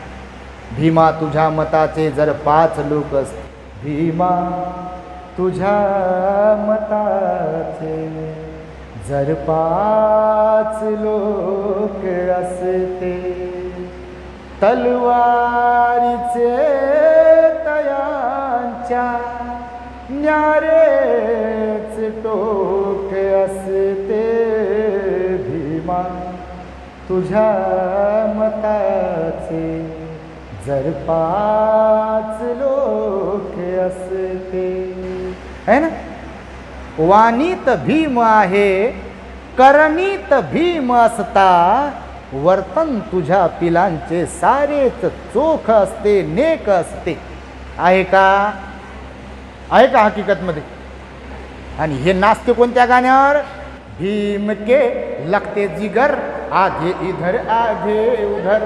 भाऊ नाचू कोणत्या गाण्यावर लागला तू, त्या गाण्याचा अर्थ काय, तू चालला कुठं, हाय ध्यानावर काही, तुम्हीच सांगा ध्यानावर आहे का, नाही आहे ध्यानावर. आणि म्हणून सांगितलं की बाबासाहेब सुद्धा सहनशील होते. घटनेमध्ये सगळ्यांच्यासाठी स्कीम लिहिली, सगळ्यांच्यासाठी रिझर्वेशन लिहिलं. केवळ महारमांगासाठी लिहिलं का रिझर्वेशन, स्कॉलरशिप फक्त महारांसाठी बौद्धांसाठी दिली का, केवळ नाही दिली. हिंदू कोड बिल काय महारामांगांच्या बायांसाठी लिहिलं का, लिहिलं, सगळ्यांच्यासाठीच तर आहे ना. का तर सहनशील होते, बदला तसा घेतला नाही मारामारी करून, परिस्थितीला बदलवलं, परिवर्तन घडवलं, पलायन केलं नाही, परिवर्तन घडवलं. म्हणून सहनशील बाबासाहेब होते. हे मला सांगायचं तर हा पहिला सद्गुण, ज्यांच्याकडे सहनशीलता असते ना ते सगळ्यांना प्रिय असतात. म्हणून आपले बाबासाहेब सगळ्यांना प्रिय आहे. माहिती आहे तुम्हाला, फोटो लावावाच लागतो, नाव घेणं हो न घेणं, 4 चौघात बोलून दाखवणं हो न हो. आता माझी मैत्री आहे सगळ्यांच्या सोबत, मुस्लिम मौलवींसोबत पण मैत्री आहे, वारकरी संप्रदायातल्या कीर्तनकारांसोबत पण मैत्री आहे, सगळ्या लोकांसोबत मैत्री आहे. आपल्या चॅनलवरचे इतर लोकांचे पण प्रवचन ऐकतात, तेही फोन करतात. नंबर आहे ना आपला. बंतेजी हे माहीत नव्हतं आम्हाला, फक्त आम्हाला वाटत होतं बा 14 एप्रिलला तुमचे पोरं येतात निळे फेटे घालून, ते काहीतरी त्यांनी टाकलेलं असते पोटात आणि ते आमच्याकडे पाहू पाहू डान्स करतात, नाचतात. तर आम्हाला वाटलं बाबासाहेबांनी एवढंच स्वीकारून दिले त्याने. पण आता कळू लागलं म्हणे बुद्ध काय आहे आणि बुद्धाची शिकवण काय आहे, माहिती आहे तुम्हाला. म्हणून केवळ आपल्या लोकांसाठी शिकवण नाही, म्हणून तर बुद्ध बाबासाहेब सगळ्यांना प्रिय आहे. भलेही जाहीरपणे लोक स्वीकारत नाहीत, पण आतून का होईना लोक स्वीकारतात. तुमच्या माहितीसाठी सांगतो, तुम्ही मेडिटेशन सेंटरला जर जाणाऱ्यांपैकी असाल तर कोणते लोक येतात जास्त तिथे, हा. आणि आपले लोक म्हणते ते गोयंकाकडचे मारवाडी. अरे जाऊन तर बसती तर 10 दिवस, ध्यान करून तर पहा बरं. नाही त्यांच्याकडे जायचं तुला, आमच्याकडे ये. आपला व्हिडिओ आहे, आनापान सतीचा व्हिडिओ आहे आपल्या चॅनलवरती. का केवळ असेच प्रवचन देतो असा नाही विषय. आनापान सतीचा 37 मिनिटाचा व्हिडिओ आहे. डेली सकाळी तुम्हाला मॉर्निंगला मेडिटेशन करण्यासाठी तो व्हिडिओ टाकला बघा. ज्यांना मनशांती हवी आहे, जे वैतागून गेलेत, परेशान आहेत, त्यांनी तो व्हिडिओ लावावा, प्ले करावा आणि ध्यान करावं. तुमचं मन शांत होईल, रिफ्रेश व्हाल तुम्ही, रिचार्ज व्हाल तुम्ही, चार्जिंग होईल तुमची. ध्यान करत जा रोज सकाळी. आणि म्हणून सर्वांना प्रिय असतात सहनशील माणसाचा पहिला सद्गुण. दुसरा सद्गुण सांगितला ते सर्वांना आवडणारे असतात. सगळ्यांना आवडतात, प्रिय तर असतातच पण आवडतात पण. जिथं जातील तिथं लोक येतात त्यांना नमस्कार, वंदामी म्हणते, जय भीम म्हणते. आम्ही जिथे राहतो औरंगाबादला, इकडं मुंबईमध्ये पण राहतो आम्ही गोरेगावला, पण जास्त आता औरंगाबादला सध्या राहतोय आम्ही. तर औरंगाबादला कॉलनीमध्ये विहार आहे आपलं. सगळ्या जाती धर्माचे लोक तिकडे पण दर्शनाला जातात, इतर लोक, आणि आपल्याकडे येतात. भगवंताला वंदन करतात, भंतेजीला वंदन करतात. भंतेजी बाहेर निघाले तर बाहेर कॉलनी सोडेपर्यंत जय भीम भंतेजी, नमस्कार भंतेजी, वंदामी भंतेजी. सगळ्या जाती धर्माचे लोक म्हणतात. तुमच्या माहितीसाठी सांग, सगळा समाज कोणताच एक दोषी नसतो. हे बाबासाहेबांनी पण म्हटलेलं आहे. माहिती आहे तुम्हाला, कोणत्याही जाती धर्माचे लोक असो, सगळेच्या सगळे वाईट किंवा चांगले नसतात. काय आपले बौद्ध झाले म्हणजे काय लयच चांगले आहेत का? तुम्हीच सांगा, आहेत का? नाहीच म्हणू शकता तुम्ही. आहे काय म्हणाल तुम्ही? नाहीच आहे हो. काही काही खूप चांगले आहे आणि काही काही वायात गेलेले आहेत ना. काही काहींना तर बुद्धाहूनही काहीच देणं घेणं नाही. नाहीत का असे? काय काढू साहेब, आहे की नाही? बाबासाहेबांनी देणं घेणं नाही. 14 एप्रिल सोडली तर नाहीत का असे? आणि हे नाव ठेवते दुसऱ्याला आणि शेंबूड आपल्यात नाकाला. हकीकत आहे ना. आणि म्हणून तिसरा त्यांना लाभ असतो कोणता? की ते रागीट नसतात, सहनशील असतील तर सौम्य असतात. बघा तुम्ही, सौम्य. या बसा, जेवण करा ना, 2 घास खाओ, असतात ना असे लोक. आणि काही काही थांबा तुम्ही पुढे चला, मी येतो जेवण करू. सौम्य असायला पाहिजे आपण. सौम्य समजते ना तुम्हाला? गवताचं उदाहरण सांगत असतो मी. तुम्ही आपल्या चॅनलवरचे प्रवचन ऐकणाऱ्यांपैकी असाल.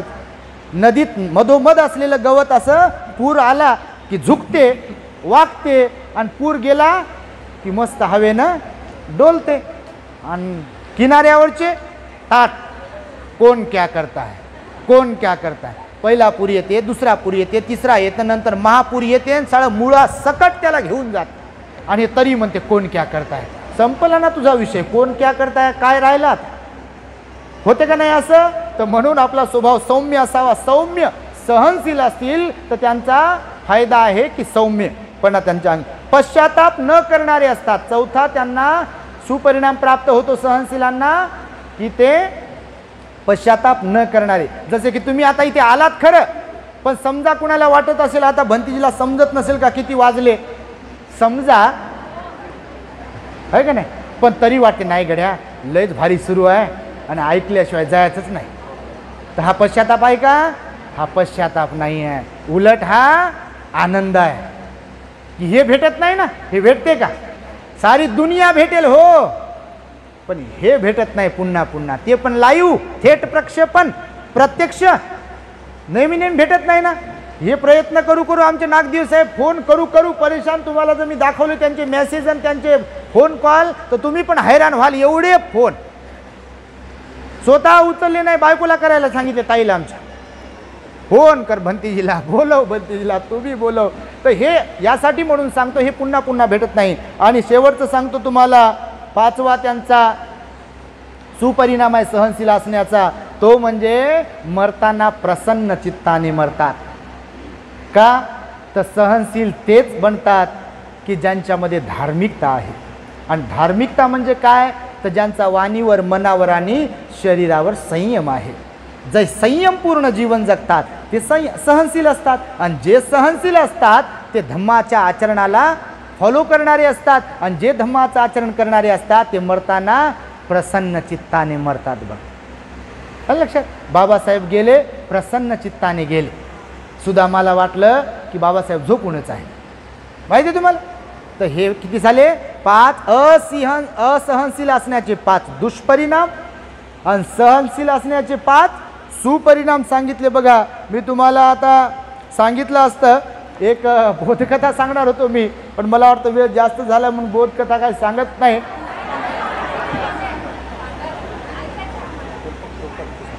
तर बघा, एक कुटुंब होतं, संयुक्त कुटुंब एका नगरामध्ये. बोर नाही झालं ना खरोखर? एवढा मोठा नाहीचा आवाज येते, तुम्ही काय बोर होत? असू द्या. तर घेतो. एका नगरामध्ये एक संयुक्त कुटुंब होतं. आज संयुक्त कुटुंब फार कमी आहेत आणि मुंबईत तर नाहीत मध्येच गिनती आहे. फार मोठं संयुक्त कुटुंब होतं. संयुक्त कुटुंब ठेवणं एकत्र ही तारेवरची कसरत असते. अगोदरच्या काळात राहायचे बघा, चुलते चुलत्याचे लेकरन, चुलत्यान बिलत्यान, ते काय आत्यान बित्यान सगळे एकाच ठिकाणी. आता बाल्याची माय 10 बाई 10च्या खोलीत आणि माय बाप भाऊ बहीण समाज गेला चुलीत म्हणते. आणि परिस्थितीच अशी आहे हो, नाही का? आहे ना, कोणी सहन होत नाही. तर मग ते संयुक्त कुटुंब होतं आणि त्यांचा गवगवा सगळीकडे होता. आता चांगला असेल तर ते आता मी सुरुवातीला जे म्हणालो सुगंध सगळीकडे दरवळते ना, तर नगरामध्ये आणि आजूबाजूच्या गावांमध्ये त्यांचा एकदम वाहवा होती. अरे काय त्यांचा परिवार, एवढे मोठे लोक असताना देखील बघा एकाच परिवारात राहतात, गुण्या गोविंदाने नांदतात, हसून खेळून राहतात बघा. बिलकुल वाद नाही, तंटा नाही, भांडण नाही. चुलत्याचा आदर, चुलतीचा आदर, आजोबाचा पंजोबाचा कोणाकोणाचा आदर, मान सन्मान, पाया पडणं, आदर करणं, खाऊ पिऊ घालणं, काही नाक मुरडणं नाही, काही नाही. इथं तर बापा नाक मुरडू नाक वाकडं व्हायला आलं. मीच करू का म्हणते, माझ्याच मड्यावर आहे का म्हणते. त्यांना तर सांगितलंच नाही म्हणते, तुम्ही ते दिसतच नाही का म्हणते, आपणच एकटीच जन्माला घातलो का म्हणते. ते त्यांना घातलं नाही का बापा, काय काय बोलतील लोक सांगता येत नाही. लोक बोलून दाखवतात आमच्याकडे, म्हणून हे सुचते आम्हाला समजते, कारण मायबाप आहे सगळे. तर ते सगळीकडे वाहवा झाली. राजापर्यंत बातमी गेली की एक परिवार आहे आपल्या नगरामध्ये, खूप मोठे लोक आहेत त्याच्यामध्ये, परंतु कोणाचं कोणाला भांडण वाद तंटा काहीच नाही. तर राजाला वाटलं बा जाऊन भेटू तर आपणच स्वतः परेशान आहे का. राजा परेशान नसतो काय? तुम्हाला वाटते का राजा परेशान नसेल? राजा लय परेशान असते आहे. राजा लय परेशान असते. तुमच्या माहितीसाठी सांगतो तुम्हाला, जर हे वर समजला असेल. राजा परेशान असते. राजाला वाटते कोण काहीतरी करेल का आपल्याला. राजा सिक्युरिटी वाढवते आपली. राजा लय परेशान, जिथं जाईल तिथं. का तर त्याला माहित आहे ना आपण काय आहे ते. आपण कोणालाच आवडत नाही हे माहित आहे राजाला. पण राजा बोले दल हाले, राजा झाला. राजाला कोण काय म्हणू शकते. तर राजाला वाटलं बा मी राजा असून देखील माझे पोरं माझं ऐकत नाही, मी कोणाचंच ऐकत नाही, म्हणून माझ्या घरामध्ये वातावरण असं आहे. आणि यांनी एवढी मोठे लोक घरात कसे टिकून ठेवले. म्हणून राजा भेटीला गेला त्या घरी. आणि भेटीला गेला तर सारे लोक खुश, राजा भेटीला आला ना. आणि मग राजानं चर्चा केली, तुमची सगळीकडे वाहवा होती, बापरे तुम्ही खूपच चांगले आहात आणि कसं काय जमते तुम्हाला वगैरे वगैरे. तर राजा म्हणे बा याचं गुपित काय आहे, राज काय आहे, रहस्य काय आहे याचं, की तुम्ही एवढे मोठे लोक असून देखील गुण्या गोविंदाने नांदता. तर त्यांच्या घरामध्ये एक बुजुर्ग वयोवृद्ध कुटुंब प्रमुख होता की ज्याचा मान सन्मान सगळे करत होते, त्यांच्या पाया पडत होते, त्यांचं ऐकून चालत होते रीतिरिवाज जे काही आहे. तर सगळेजण म्हणाले महाराज हे आमचे कुटुंब प्रमुख आहेत, तर तुम्ही त्यांनाच विचारा की याचं गुपित काय आहे, रहस्य काय आहे. तर मग ते असे त्यांच्या हातात थरथर कापायचे. आता वय झालं ना खूप. त्यांना विचारल्यावर ते म्हणाले, त्यांना काही बोलता येत नव्हतं, तर त्यांनी एक कागद मागवला आणि एका कागदावर लिहिलं याचं गुपित काय आहे, याचं रहस्य काय आहे, तुम्ही सगळे गुण्यागोविंदाने नांदता. तर त्या म्हाताऱ्या बाबाने लिहिलं सहनशीलता. काय लिहिलं?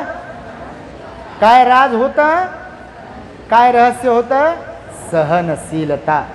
तुम्ही सुद्धा तुमचं कौटुंबिक जीवन जगत असताना, सार्वजनिक जीवन जगत असताना, धार्मिक जीवन जगत असताना तुमच्यामध्ये सहनशीलता म्हणजे क्षांती पारमिता, खंती पारमिता हा सद्गुण जोपासावा, वृद्धिंगत करावा, टिकवावा, मनी बाळगावा. तुमच्या ही जीवनाचं सोनं झाल्याशिवाय राहणार नाही. तेव्हा पुनश्च एकदा वन्स अगेन हॅपी बर्थडे आस्था दीदी. खूप खूप मंगल मैत्री शुभेच्छा तुला. महान पुण्यवान ठरली आहेस तू. तुला निरोगी उदंड आयुष्य लाभो. नागदिवे साहेब, नागदिवे ताई आणि आभा आणि संपूर्ण त्यांचे माता पिता परिवार यांनाही सुख शांतीचे जीवन प्राप्त हो. सर्वच उपस्थितांच्या प्रती मंगल मैत्री सद्भावना व्यक्त करतो आणि माझ्या शब्दांना इथे मी पूर्ण विराम देतो. भवतो सब मंगलं रक्षन्तु सब देवता सब बुद्धानुभावेन सदा सुखी भवन्तु ते.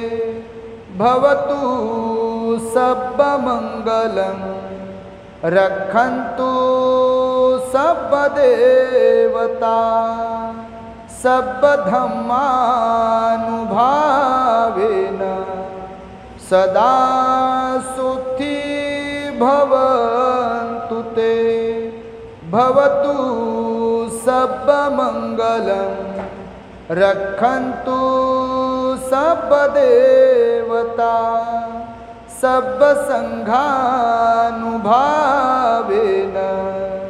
सदा सुखी भवन्तु ते.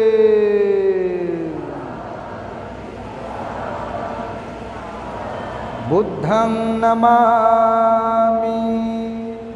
धम्मं नमामि, संघं नमामि. The great happiness. बुद्धं शरणं गच्छामि.